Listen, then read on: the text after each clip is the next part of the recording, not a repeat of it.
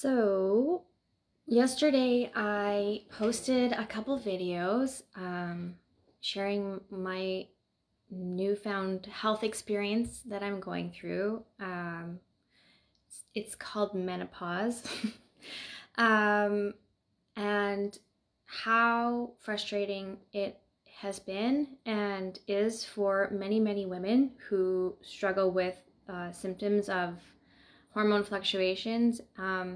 I'm just going to do a quick video today explaining some of the symptoms that I've had, which might be what you're experiencing, and you may or may not realize that you are perimenopausal or menopausal. So one of my main symptoms has been dizziness or vertigo. Another one has been hot flashes. They sort of started as little hot flutters, like lots of them throughout the day, and then they sort of changed to longer, less of them, but longer, sort of more intense.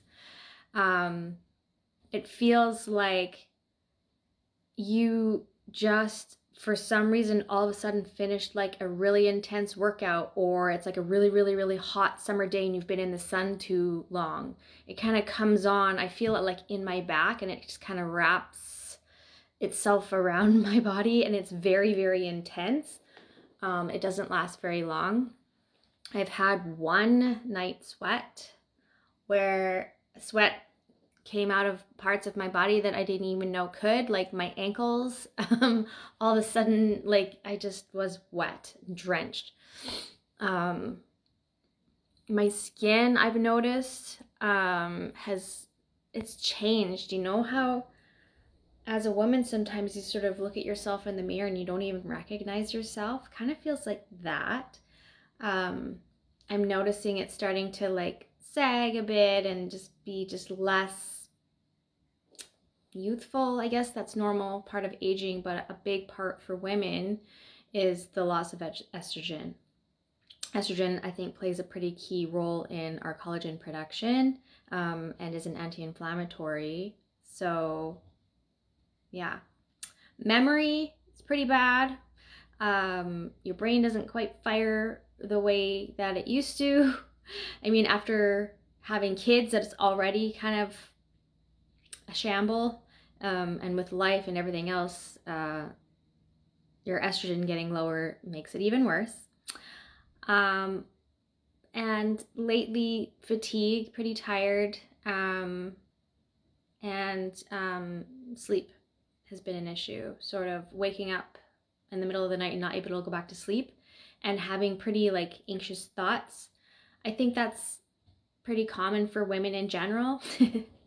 But these are some of the symptoms I've been experiencing. I'm pretty excited to speak with my doctor this evening, and figure out which option is going to be best for me. I know that there is an oral estrogen, there's a patch, there's a cream. I think there's even a pellet, but I've heard pretty nasty things about that. I don't think that's something that I want to do. I've heard there's injections. Again, I don't know if that's something that you'd want to do, because you would want it to be a more consistent, even dosing. So I'm going to figure out which one works best for me. Oh, this is so cute. I just noticed this on my computer. It says, "Mom, I hope you get better." I think that's what that says. Oh, that's so cute.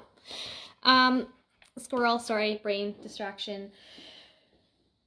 Yeah, so when I was doing progesterone for 10 days on, 10 days off to see if I could pick up a menstrual cycle, because I have not had one since I had my IUD out at the end of May.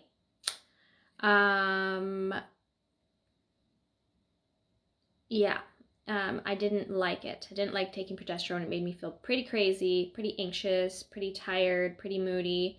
So hopefully there's something else I can take, or a different way to take it, that won't make me feel so insane.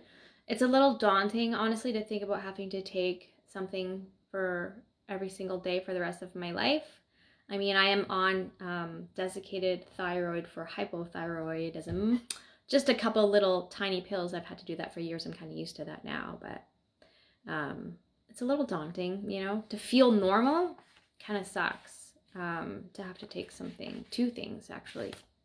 So, but as humans, we adapt. That's what we do.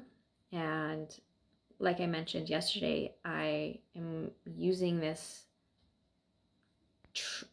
challenging time to help you as well that is going through this, or know someone that's going through this, or will be going through this, because it happens to every single woman and we all experience it differently.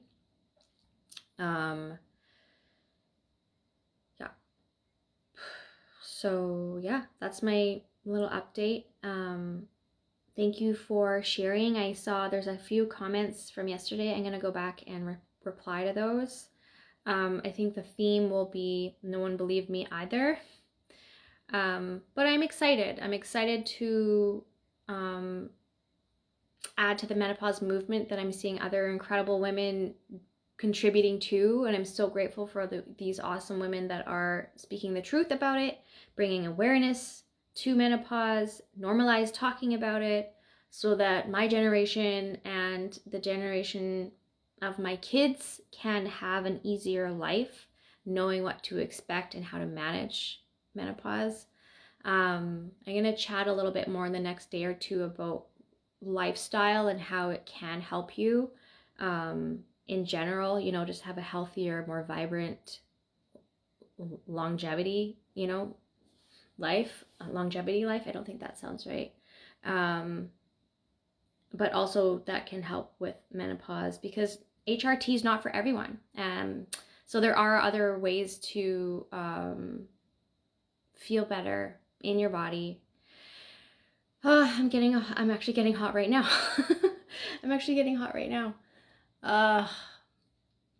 It's not fun, but here we are. All right, that's enough awkward cheering for one day. I'm gonna go have a coffee. Your doctor will tell you to drink less caffeine, but I love coffee. I'm not gonna drink less caffeine. I don't know how much truth there is to it making your symptoms worse, to be honest. Like high caffeine, low caffeine, you're still gonna get the symptoms. So ironic that I'm getting one right now. That's actually hilarious. Real funny. It's hilarious. Okay, great. Try not to eat all the Christmas chocolate that I have purchased for my family. Okay, I'm rambling. I will post this. Please share your comments, questions, and let's do this together. I'm also going to be talking about skin options for the ones of us that want to maybe improve our drooping and fine lines and stuff like that. That I'm all about. If it makes you feel more like you, go for it. No judgment. All right, thanks for listening to my ramble. Talk to you guys soon.